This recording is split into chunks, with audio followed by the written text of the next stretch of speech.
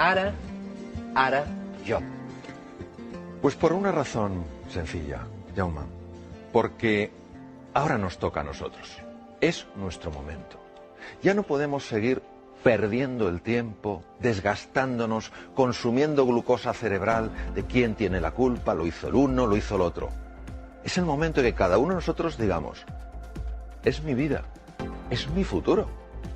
Es absurdo que pretendamos que las circunstancias mejoren si no estamos dispuestos a mejorarnos a nosotros mismos. Lo que se trata es de que seamos de verdad conscientes de este hecho. Nosotros podemos crear nuestro futuro. Tenemos que saber cómo, de qué manera sucede esto, cuál es el camino, cuál es la vía para aflorar ese potencial que las personas tenemos. Bueno, es de mucha actualidad, falleció ayer. Y cuando ciertas personas dicen ciertas cosas, esas cosas que dijeron nunca mueren y nos acompañan generación tras generación. En el siglo XVII, un filósofo francés, René Descartes, padre de la filosofía racionalista, dijo, pienso, luego existo. Como si lo único importante y relevante en la vida de un ser humano fuera el intelecto. Nadie le quita el poder y el alcance al intelecto. Pero ¿qué pasa con las emociones? ¿Qué pasa con los sentimientos? ¿Qué pasa con la fuerza del corazón? Lo más íntimo en el ser humano. Pues fíjate lo que decía. La salvación de nuestro mundo se encuentra en el corazón de las personas. No habla del intelecto, no habla de la erudición, habla del corazón, en su humildad. La humildad para asombrarse, la humildad para sorprenderse, la humildad para mirarnos a nosotros mismos con ojos nuevos. Y no juzgarnos y decimos, no, yo es que no doy la talla, yo no soy capaz, yo no llego. Pero si no te conoces, ¿cómo te puedes juzgar? Mírate con otros ojos, ten la humildad que tiene un niño de explorar una tierra que es mágica. Responsabilidad, ¿qué quiere decir capacidad de respuesta? Sé responsable de tu vida. Toma las riendas de tu vida, no juegues el papel de una víctima, está en juego todo tu futuro. A ver, todos seríamos muy cuidadosos si tuviéramos ahorros, con la manera en la que se gestionarían esos ahorros. ¿Cómo no somos igual de cuidadosos con la forma en la que se gestiona nuestra vida? Capacidad de reflexión. Vamos demasiado deprisa. Vamos demasiado deprisa. Necesitamos pararnos para saber a dónde queremos ir. No sea que al final, después de tanto correr, digamos, anda, pues he llegado donde yo no quería ir. Pues que aunque este hombre ya ha pasado a otra dimensión, la que sea, que sus palabras al menos nos inviten a seguir buceando en esa hondura, en ese misterio que es el ser humano. Bueno, esta es una mujer que cada vez que pienso en ella es que me conmuevo. Cuando tenía 16 meses de edad tuvo una meningoencefalitis muy grave y se quedó ciega, muda y sorda. No obstante, fue la primera mujer en la historia que se graduó con honores por la Universidad de Harvard, Helen Keller.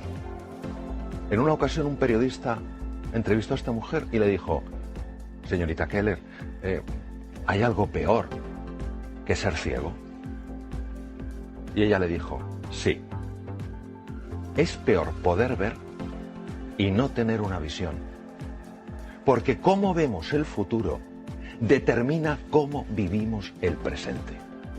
Si yo no creo un futuro ilusionante, si yo no creo un horizonte que tire de mí, ¿cómo en mi día a día voy a actuar con fuerza, con energía y con pasión? No. Miro ese universo que hay ahí lejano y digo, va, no hay nada para mí. Entonces en mi día a día iré con tristeza, iré con desánimo. Bueno, es la profecía que se autocumple. En poco tiempo efectivamente veré ese futuro y no seré consciente de que yo también lo he creado con mi forma de comportarme y mi forma de ser. Es básico entrenar la mente. La mente es algo de tal complejidad que es muy difícil definirla y mucho menos con 4 o 5 palabras. ¿Qué es entrenar la mente? Lo primero es entrenar la atención. No perdamos más el tiempo enfocándonos en lo que está mal. Vamos a enfocarnos en lo que podría estar bien. No en quién tiene la culpa, sino en qué podemos hacer nosotros juntos. Vamos a usar la imaginación no para generar angustia y preocupación. Ay, ¿cómo va a ser mi vida mañana y pasado? Sino generar posibilidades, algo que nos ilusione. Tenemos que ser capaces, además, de parar ese diálogo incesante que nos pone la cabeza a estallar, con desesperanza, con desánimo, con desilusión. Necesitamos entrenarnos en la reflexión. La palabra inteligencia viene de la raíz latina interlegere, que quiere decir mirar dentro. Pero ¿qué pasa? Que cuando estamos hablando de entrenar la mente nos suena un poco extraño. ¿Cómo? ¿Es que una persona que quiere aprender un nuevo idioma no tiene que entrenarse? ¿Es que alguien que quiere aprender un nuevo deporte no tiene que entrenarse? Porque la mente no se va a entrenar. Necesitamos entrenarnos en fortaleza mental y en fortaleza emocional. Porque el mundo en el que estamos es un mundo complejo e incierto. Pero una cosa es la complejidad y la incertidumbre y otra es la desorientación. No podemos estar además desorientados. ¿Cómo nos orientamos? A través del entrenamiento mental. La creatividad es básica, todos lo sabemos. ¿Por qué es tan importante la creatividad? Porque es la que te permite aprovechar las posibilidades que la realidad te ofrece para crear un campo de juego que te abra nuevas oportunidades. ¿Pero qué nos pasa? Nos pasa que cuando pensamos en la creatividad pensamos que para ser creativo hay que haber pasado por la universidad, hay que tener 27 másters, etc. Eso no es verdad. La creatividad es consustancial con el ser humano, está en cada uno de nosotros. No hay un solo ser humano que no sea creativo. Lo que pasa es que hay muchos que sí creen que no son creativos. Y entonces no crean nada novedoso porque ellos no creen que en su interior haya ese potencial. La clave para la creatividad es la pasión. Tenemos que encontrar esa palanca emocional, ese motivo, esa ilusión que nos levante por la mañana con hambre de hacer algo nuevo, de encontrar la relación entre cosas que aparentemente no están relacionadas. Por eso el estado de ánimo es clave, que creamos en nosotros y en nuestro potencial. Hay que buscar los recursos emocionales. A ver, si somos honestos con nosotros mismos y empezamos a pensar con calado y con hondura, ¿por qué no hemos conseguido ciertas cosas en la vida?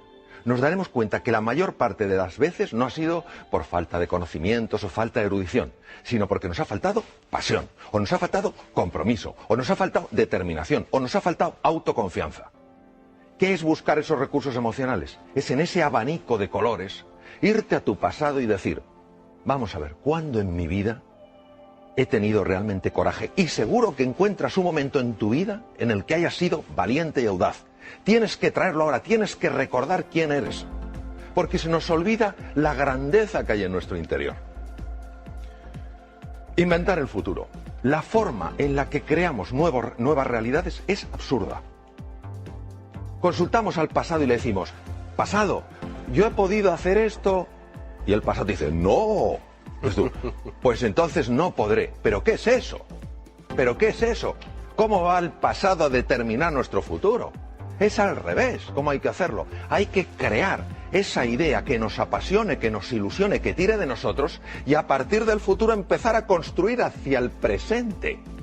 Para llegar allí, ¿qué tengo que hacer primero? Pues tengo que hacer esto. Y para hacer esto, ¿qué tengo que hacer esto? Pum, pum, pum. Es que es radicalmente distinto, pero lo hacemos al revés. ¿Vamos del pasado al futuro? No, señor. El pasado no tiene por qué predecir tu futuro. Para nada. Está muy bien que te informe, por supuesto, pero que no te determine. Emociones aflictivas. ¿Qué es una emoción aflictiva? Una emoción aflictiva es aquella que no te da nada valioso. Por ejemplo, si yo me encuentro con un tigre, es lógico que sienta miedo, y es muy bueno que sienta miedo porque eso me da opciones de supervivencia. Pero si yo estoy en este estudio contigo, en un entorno agradable y acogedor, y tengo miedo, eso me paraliza, no me da nada. Estamos paralizados por la desesperanza, por la ira, por el miedo. No tiene ningún sentido. Es fundamental que empecemos a comprender un poco mejor cómo gestionar estas emociones aflictivas. Y para eso hay que entender que hay tres estructuras que, si me permites, las voy a enseñar. Una de ellas es la amígdala, viene del griego almendra, está situada aquí en los polos anteriores del lóbulo temporal. Otra es el hipotálamo, que está aquí, y otra es lo que se llama la sustancia gris periacueductal, que está justo aquí alrededor del acueducto de Silvio. ¿Por qué es importante conocer estas emociones aflictivas? Porque nosotros tenemos sobre todo tres grandes lastres que nos dificultan llegar a ese futuro ilusionante. Primero, la ignorancia. Si yo no soy consciente de mi talento y mi potencial, ¿cómo me voy a atrever? Número dos, la pereza. ¡Ay, la pereza! ¿Cuántas veces el camino correcto no es el camino fácil? pero el tercero es el miedo, una de las emociones aflictivas más potentes. Entonces, ¿qué podemos hacer para gestionar el miedo? Yo, de todas las cosas que he visto en mi larga trayectoria como cirujano y en muchos temas en los que he estado metido, al final me doy cuenta de una cosa. El miedo, cuando te engancha, hay que gestionarlo por vía física, utilizando técnicas físicas, técnicas respiratorias, gestionando el diafragma porque es el que te cambia la química hormonal, cambiando el foco de tu atención, utilizando colores. ¿Por qué colores? Pues no lo sabemos. Esto lo descubrieron científicos orientales hace miles de años. Los colores tienen un impacto tremendo en el hemisferio derecho del cerebro, que es el que gestiona estas cosas. Nosotros sabemos que al imaginar un color azul llevado a ciertas partes del cuerpo, sabemos que automáticamente empieza a cambiar esa emoción aflictiva. ¿Por qué? Bueno, porque cambia la química, las imágenes generan emociones, las emociones están asociadas a procesos químicos. Entonces, es fundamental que sepamos que el miedo se puede gestionar, por lo menos, para que no nos paralice cuando es una emoción aflictiva. Bueno, luego hay una cosa que es que creo que la tenemos que recuperar. Nos hemos pensado que los éxitos suceden solos. Se ha perdido la cultura del esfuerzo, la cultura del trabajo. A ver, yo a veces me quedo impresionado cuando dicen, aprenda usted inglés en 3 meses, mientras duerme y por supuesto sin esfuerzo. Pero ¿cómo se va a creer uno eso? Pero nos gusta tanto la fórmula, la receta mágica. Lo quiero, es mío. Bueno, no funciona. Probablemente el inventor más prolífico que existió nunca, Thomas Alva Edison, dijo, el genio es 1% inspiración y 99% trabajo, transpiración, sudar. ¿Qué quiere decir? Esto es como una goma. Hay que dejar que se tense. Es el momento en el que nos cuesta las cosas y tenemos que seguir. No tiremos la toalla. Cuando aguantamos la tensión y estamos incómodos, y es normal que estemos incómodos, el cerebro automáticamente tiene que resolver ese dolor. Porque su misión es evitar el dolor. ¿Cómo lo resuelve? Abre la ventana de la inteligencia y la creatividad. Y por eso todos sabemos que cuando hemos aguantado de verdad, de repente, no sabemos cómo, hemos encontrado una ventana, un espacio. Anda, ¿cómo no lo había visto antes? Porque hay que esforzarse buscando y trabajando. Por eso la determinación, la persistencia, la paciencia son valores tan grandes. Entonces ahora no podemos decir, no, esto sucede solo. No es verdad. No es verdad. El ser humano necesita esforzarse por aquello que vale la pena en su vida. ¿La V de qué? De valores. A ver, creo, desde mi pequeña perspectiva, que necesitamos urgentemente recuperar los valores. Valores que no dependen de un credo, que no dependen de una cultura, que no dependen de una forma de pensar. Están implícitos en la naturaleza humana. ¿Qué es un valor? Un valor es todo aquello que a mí, como ser humano, me perfecciona. Si la generosidad me perfecciona, eso es un valor. Si el coraje, la audacia me perfecciona, eso es un valor. Los valores son los que nos dan guía, referencia. En un mundo marcado por la complejidad y la incertidumbre, ya lo comenté antes, ¿qué es lo que nos da la orientación? ¿Cuál va a ser nuestro faro? Esos valores. Ojo con la sensación de impotencia. Jaume, yo la veo continuamente. No sé cuántos. Es que una cosa es el diagnóstico, y en medicina esto lo sabemos bien. A nosotros nos interesa hacer un diagnóstico correcto. A ver, si yo tengo una enfermedad seria, y voy al médico, el médico me dice, no se preocupe, es un catarrillo. Digo, es que médico más simpático, pero no me ha ayudado a nada. Yo prefiero que me diga, mire, tiene usted una neumonía, es un diagnóstico más duro que un catarro, pero porque hacemos el diagnóstico correcto le podemos curar. Bien, el diagnóstico actual es un diagnóstico serio. La situación actual del mundo es seria y es compleja. No lo podemos negar, no podemos ser como la avestruz, aunque eso no lo hacen las avestruces, lo de hacer un agujero. No hay una avestruz así de tonta en toda África, vamos, que meta la cabeza bajo tierra, ni de broma. Pero claro, de acuerdo, tenemos un diagnóstico. Luego hay un pronóstico. ¿Qué es el pronóstico? El pronóstico es lo que los expertos dicen sobre eso. El médico te puede decir como experto, tiene usted una neumonía, con el antibiótico adecuado, los antibióticos adecuados, pues en una semana usted se cura. Eso es el pronóstico. Y otra cosa es el veredicto. El veredicto no lo puede dar nadie. ¿Por qué? Porque entre el diagnóstico y el pronóstico y el veredicto hay un espacio enorme. ¿Cuál? El uso de mi libertad y mi potencialidad como ser humano. Todavía me acuerdo de una persona en el Memorial de Nueva York, uno de los mejores hospitales del mundo, unos 2 mejores, tenía un carcinoma pulmonar en variedad muy severa y muy avanzada. Le dijeron, tiene usted 3 meses de vida. Diagnóstico era correcto, carcinoma pulmonar en un estadio muy avanzado. Pronóstico, desde el punto de vista estadístico, usted tiene 3 meses de vida, pero se lo dijeron como un veredicto, usted tiene 3 meses de vida. Y este señor dijo, lo siento, compro su diagnóstico, compro su pronóstico, pero no su veredicto. Tengo demasiadas cosas que hacer. Vivió 3 años. Entonces, esto no es sencillamente un caso extraño. ¿Qué es lo que nos perdemos? Nos perdemos lo que puede emerger del ser humano cuando ese ser humano dice, ahora yo, ahora me toca a mí. Pero esta es la historia de Sísifo, condenado por Zeus, un dios más bien poco piadoso, a subir una piedra y cuando la había llevado a lo alto de la colina, la propia piedra bajaba y él volvía a hacerlo. Esto lo estoy viendo continuamente, la sensación de desesperanza. Haga lo que haga, para nada sirve. ¡Claro que sirve! ¿Cómo no va a servir? De hecho, es lo único que sirve. Pero si tú crees que no sirve, dejarás de esforzarte como te puedes esforzar. Entonces se cae en la desesperanza. Este es el drama de hoy.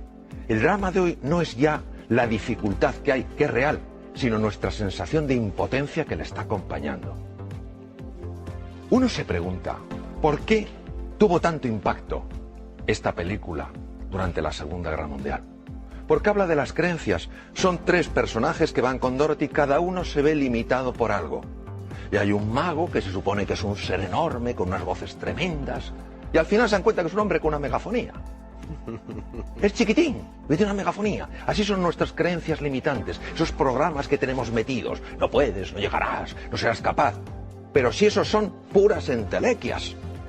Lo que pasa es que las vivimos como reales. El oráculo de Delfos. Un griego está consultando al oráculo de Delfos. Es importantísimo que sepamos que nosotros podemos escuchar 2 tipos de voces. La primera voz es la de la jaula de grillos. No puedes, no eres capaz, no hay salida, tú ni siquiera lo mereces. A esa no hay que escucharla. Y hay otra que es el maestro interior, que te dice confía en ti, cree en ti. ¿Cómo notas que te habla uno u otro? Es muy fácil notarlo. Cuando te habla el maestro interior, notas paz y serenidad. Cuando te habla la otra persona, la otra voz, lo que notas es crispación, tensión y desánimo. Es fundamental que prestemos atención a la voz que nos ayuda, no a la que nos anula. Bueno, esto a mí como médico me impacta profundamente. La actitud, ¿qué es la actitud? La actitud es cómo me posiciono yo frente a una realidad. Está más que demostrado médicamente que la actitud de una persona frente a una enfermedad afecta a todos estos niveles. Los linfocitos, ¿qué son linfocitos? Células que atacan bacterias, virus, tumores. Células fagocíticas, los fagocitos, lo mismo, los engloban de otra manera. Macrófagos, son el servicio de limpieza del organismo. Se ingieren, destruyen todos esos detritus para que no se infecten. Anticuerpos, fibroblastos, generadores de la cicatriz. Todo esto es afectado por la actitud. Y uno dirá, ¿pero cómo es posible? Porque la actitud afecta mis emociones. Mis emociones son procesos químicos. Y todas estas células que vemos en la pantalla tienen receptores para esas moléculas. Claro, no es lo mismo que a un linfocito que tiene que pelear con una bacteria se le pegue la molécula del entusiasmo que la del desánimo. Porque imagínate un linfocito acercándose a una bacteria con la molécula del desánimo y el propio linfocito, claro, en el lenguaje linfocítico, diciendo, oh, yo con esta bacteria no tengo nada que hacer, yo me voy. Pero es que es así, es decir, lo digo en un plan un poco desenfadado, pero es que es así. Es que se ha demostrado que estas células reaccionan de manera radicalmente diferente según las moléculas de la emoción que se ajusten. Nelson Mandela, se puede aprender tanto de este hombre, que podía haber odiado tanto a sus carceleros. Tanto, tenía tantas razones. Y lo único que le importó es la reconciliación. Y él decía que la última libertad, la que nunca te quitarán, es tu libertad interior, tu libertad creativa. Claro que la libertad para moverte esa te la pueden quitar. De hecho, él estuvo encarcelado 27 años en Robben Island. Pero tu libertad interior, ¿cómo quieres tú posicionarte frente a algo? Él eligió posicionarse no desde el odio, sino desde la voluntad de la reconciliación. Porque él sabía que no era el único prisionero, sabía que sus propios carceleros eran prisioneros de su propio odio. Vaya mensaje. Hombre o máquina, no podemos estar esclavizados por programas mentales. Por programas mentales que nos alteran. No somos criaturas que solo reaccionemos, que nos pinchan y quitamos el brazo, que nos queman y quitamos el otro brazo. Hemos de recuperar nuestra libertad interior y decir, de acuerdo, esta situación es dura, esta situación es compleja, no me gusta. Yo, si hubiera podido, no la hubiera elegido, pero me ha tocado. ¿Qué puedo hacer para relacionarme con esa situación con mucha más potencia y mucha más energía? Entonces, en ese momento, cuando yo utilizo mi libertad interior, mi libertad creativa, ¿qué es lo que me hace verdaderamente humano? Salgo de la dimensión de máquina. Ya no reacciono, ya no soy alguien que dependa exclusivamente de las circunstancias. Soy influido por las circunstancias, pero no soy determinado por ellas. Bueno, esto de llegar a las reuniones. A ver, ¿cuántos problemas tenemos hoy? Muchos. Pero si la energía para resolver problemas, esa es una energía que nos debilita. Lo que hay que decir es, señores, ¿qué desafíos tenemos hoy sobre la mesa? Se ha visto, cambiando palabras.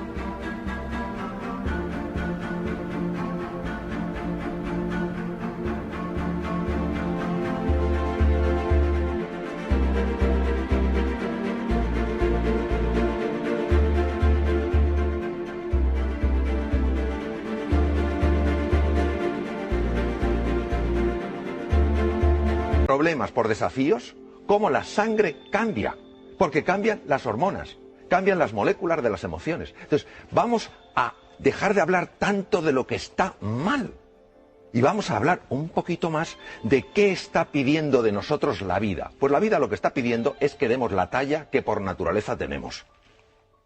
Voy a terminar con 3 animales. Los 3 para mí tienen un mensaje. Adoro la naturaleza.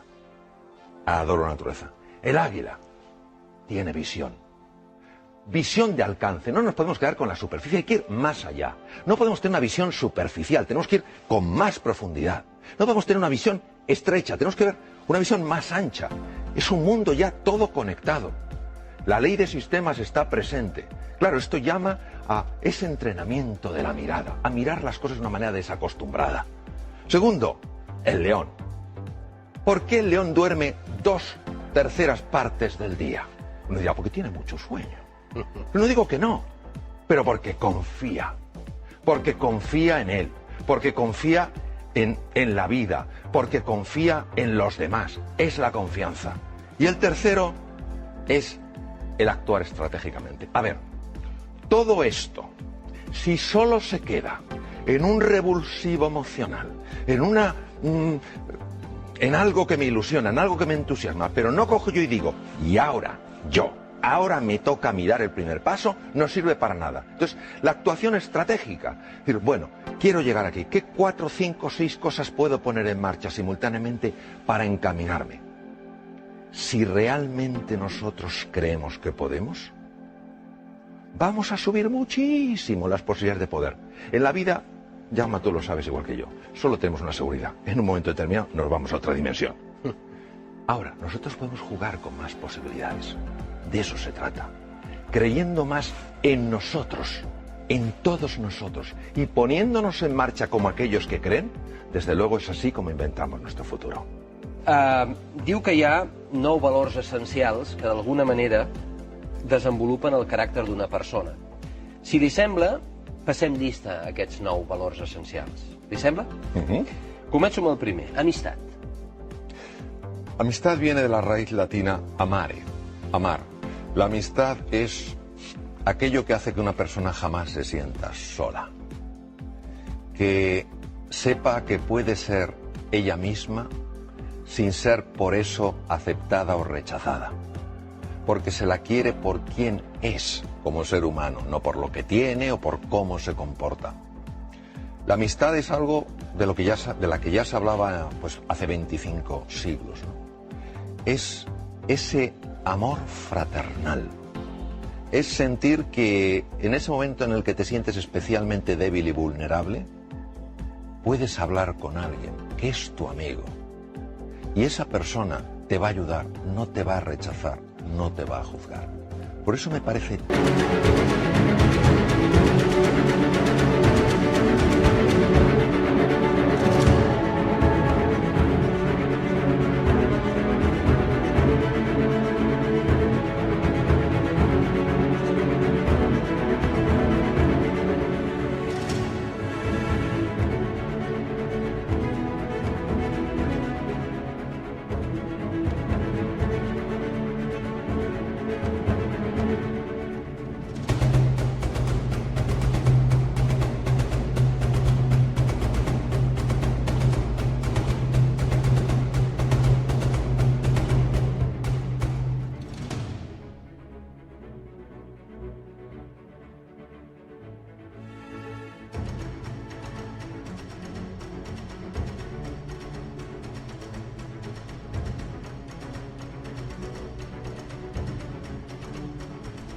Tan hermosa esa cualidad, porque es la cualidad del encuentro.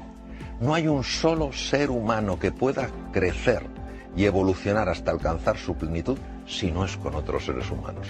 El ser humano crece en el encuentro, no crece aisladamente, no crece centrado en sí mismo. La amistad me parece maravillosa para esto. Alegria. Bueno, la alegría es muy distinta a la euforia. Lo mismo que el gozo es muy diferente al goce. La alegría es la percepción interior de que algo se está expandiendo. Y la alegría normalmente sucede siempre a la generosidad. Cuando yo hago algo por un ser humano, sin esperar nada a cambio, no quiere decir que no me guste, que la persona me diga gracias o que en un momento determinado me ayude, pero no lo hago por eso. Lo hago porque para mí esa persona está llena de dignidad. La respeto, la quiero ayudar, crecemos juntos. Entonces, cuando yo hago eso sin esperar nada a cambio, surge una emoción única, especial, que es la alegría. Reflexió. Ay, la reflexión, querido Jaume, la reflexión. En un mundo que va... La reflexión es igual al viaje interior. Es estar dispuesto a hacer el trabajo en mí mismo que necesito para transformar mi forma de ser. No para convertirme en quien debería de ser, sino para sacar a flote mi verdadero ser. Nos pasamos la vida intentando cambiar a los demás.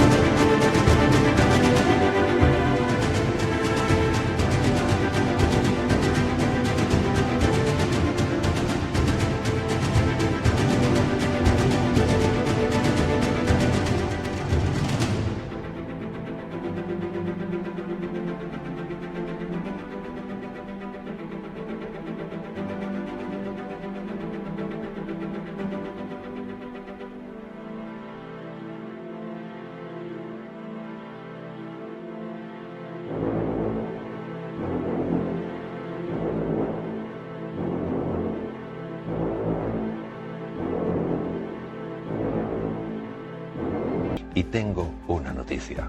Eso no funciona. No funciona. Porque cuando tú notas que alguien te está intentando cambiar, porque se supone que no haces las cosas o que no eres una persona suficientemente completa, te resistes. Pero cuando uno a sí mismo se dice, oye, yo esto lo tengo que cambiar, En el momento en el que tú te lo dices a ti mismo, ahí es cuando empieza el cambio. Eso sin reflexión no sucede. Compassió. Ay, la compasión. Compasión quiere decir conectar con la pasión, con el sufrimiento de un ser humano. Es la base de la empatía. No implica estar de acuerdo con lo que una persona hace. Es intentar entender por qué lo hace. Cómo está viendo las cosas para actuar así.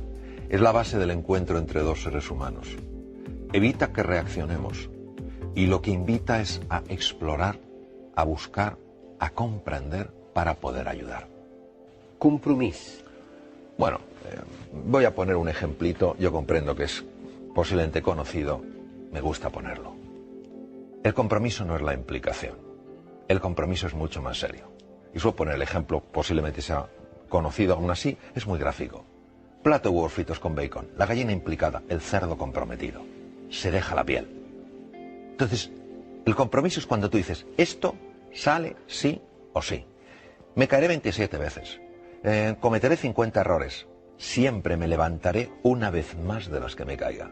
El compromiso solo lo llevas a cabo cuando algo es un valor tan importante que dices, hay demasiado en juego. Y cuando una persona está comprometida de verdad en algo, ahí es cuando empieza a emerger la grandeza que hay en el interior. Em salto, doctor Mario Alonso, dos valors perquè vostè n'ha parlat bastant durant la seva presentació, que és creativitat i entusiasme. I passo directament al valor de la fe. Fe es creer sin tener evidencias. Creo firmemente que la fe mueve montañas y que las montañas a veces más grandes no son las que vemos ahí fuera, sino las que tenemos dentro. Montañas que son falta de reconocimiento a nuestras propias capacidades, a nuestros propios recursos, a nuestra propia imaginación, a nuestra propia creatividad. Claro, la fe solo sucede si tú te pones en marcha apostando de verdad por ti. Entonces, yo necesito las evidencias antes, entonces eso no es fe. El mérito de la fe es que solo saldrá lo que tienes dentro cuando primero creas que de verdad existe y te pongas en marcha, como se ponen en marcha aquellos que de verdad creen. Humilitat. La humildad no es una virtud muy glamurosa. Para mí es la clave. Viene de la raíz latina humus, lo que fertiliza la tierra. La humildad es la que hace que yo me pueda poner de forma permanente en el papel de un alumno. Y por más que pueda saber, siempre esté abierto a aprender de cualquier ser humano. Las personas, en cirugía, algunos de los más grandes maestros que he tenido, personas súper reconocidas a nivel mundial, me llamaba la atención su humildad. Preguntaban, ¿qué harías aquí? ¿Por qué? Porque es que es lo único que te ayuda a integrar el saber colectivo para dirigir ese saber colectivo hacia un fin que merece la pena. Fíjate, en el siglo XIII después de Cristo, uno de los más grandes filósofos que han existido nunca, Santo Tomás de Aquino, dijo lo siguiente: todos los pecados del hombre, y la palabra pecado viene del arameo, y quiere decir error, solo quiere decir eso. Es decir, todos los errores del ser humano proceden de un único origen, la soberbia. Mario Alonso, en el seu llibre hi ha moltes frases. Mario Alonso Puig. Mario Alonso Puig. En el seu llibre hi ha moltes frases, doctor. Jo n'he destacada una, perquè em sembla extraordinària i li demano que l'expliqui una mica més. Trobar una sortida és molt diferent de trobar una solució.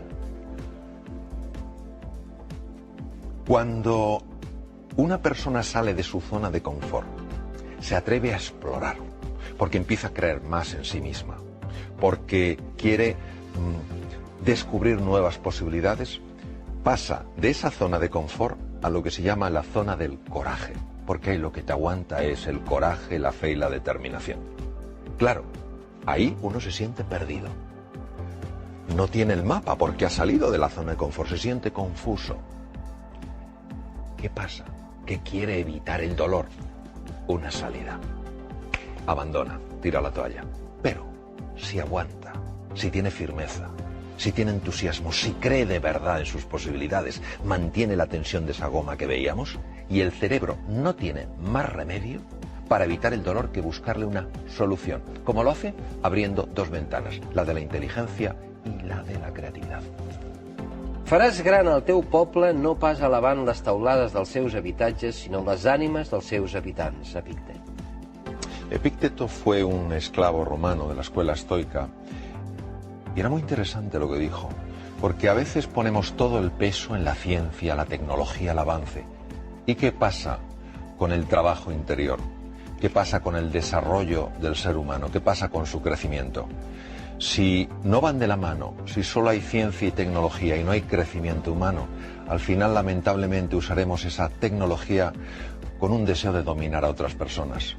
Solo engrandeceremos a los pueblos si van de la mano. La ciencia y la tecnología, por supuesto que sí. El crecimiento del ser humano, también. Gràcies, doctor.